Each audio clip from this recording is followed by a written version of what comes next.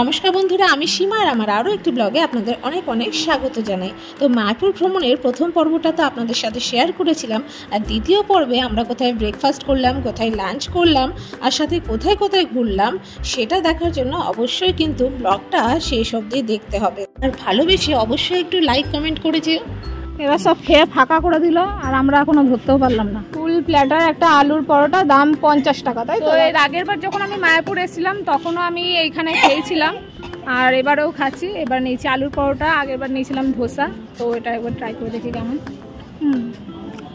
বেশ ভালোই ক্রিস্পি টাইপের। দোকানটার নামটা আমি দেখে দিচ্ছি। এটা একবারে ইসকনের গঙ্গার ঘাটের সাথে, গঙ্গা প্রসাদ বলে দোকানটার নাম। দারুণ নিরামিষ খাবার পাওয়া যায়। শোনা, হাতে তো ব্যাগ আছে কিন্তু।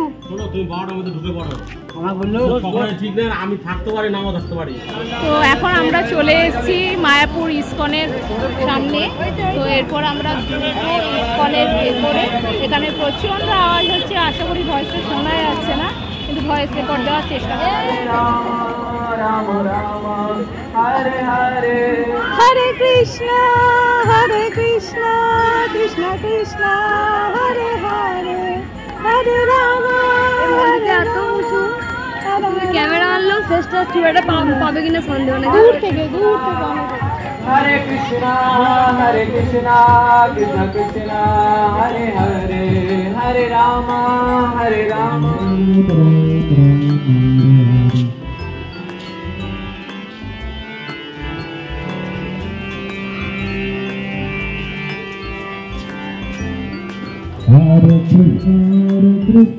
তো গত বছর গেছিলাম আমরা মায়াপুরে, আর তখনকারই এই ভিডিওগুলি সময়ের অভাবের কারণে ভিডিওগুলি আপলোড করা হয়নি।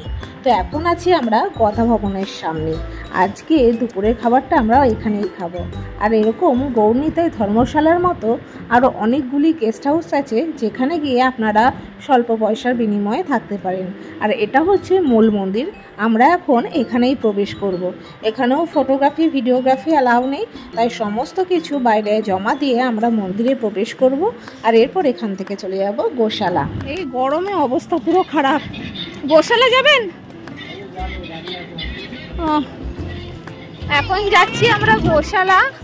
কি সুন্দর সবুজে সবুজ, দেখুন চারিদিকটা কি যে ভালো লাগছে, কি বলবো। এখন আমরা চলে এসেছি গোশালার সামনে। এটা হচ্ছে গোশালার মেন গেটটা, আর এরপর আমরা ভেতরে ঢুকবো। এই হচ্ছে গোশালার গরু। একটা জিনিস দেখে খুব খারাপ লাগছে, আগে এখানে প্রচুর পরিমাণে গরু দেখতাম, এখন এবার দেখছি চারিদিকে সব ফাঁকা। দেখুন, জাস্ট পুরো ফাঁকা। যাই হোক, যেটা শুনলাম এখানকার লোকেদের কাছে, এখন নাকি গরুকে চড়তে পাঠানো হয়েছে, তো তার জন্যই সমস্ত গরু ফাঁকা। কিন্তু আগে তো জানি না কোনটা সত্যি না মিথ্যা, কারণ এর আগের বার এসে আমি সেরকম গরু দেখতে পাইনি। আচ্ছা,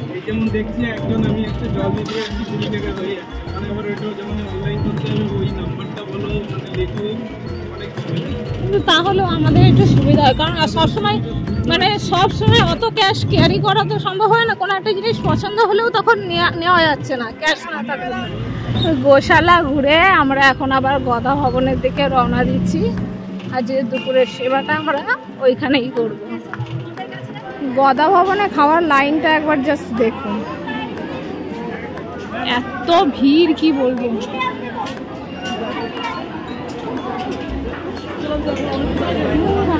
কত লাইন রে,